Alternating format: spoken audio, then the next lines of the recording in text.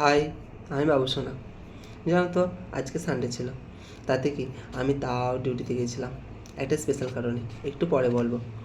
তাই আজ আমার রান্না করতে একটু দেরি হয়ে গেছে। সানডে মানেই স্পেশাল কিছু।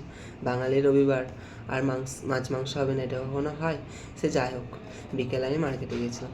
মার্কেটে গিয়ে দেখি মাছও বিক্রি হচ্ছে, কিন্তু আমার বেশ পছন্দ হলো না। ওখানে বেশিরভাগ বিক্রি হচ্ছিল রূপচাঁদ, মাগুর আর প্যাঙাশ। আমার আমি তো মাগুর আর প্যাঙাশ মাছটা তো খুব একটা ভক্ত না।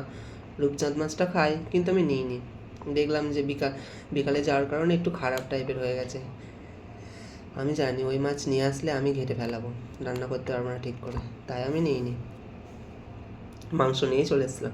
জানো তো, আজ আম মাংস করেছিলাম।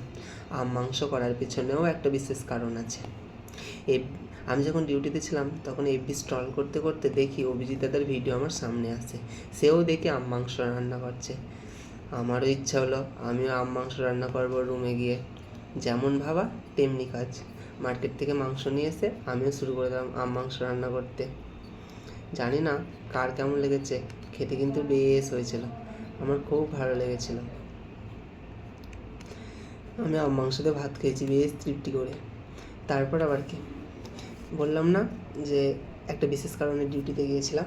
সেই বিশেষ কারণটা হলো অ্যামাজন থেকে আমার একটা পার্সেল এসেছে। সেই পার্সেলটা নিতেই আমি গিয়েছিলাম। ভিডিও শেষে দেখিয়ে দেবো। এই দেখো, এই সেই পার্সেল। চপার বোর্ড এসেছিলো আমার। সে যাই হোক, আজকের মতো এইটুকু। সঙ্গে থেকো। টাটা।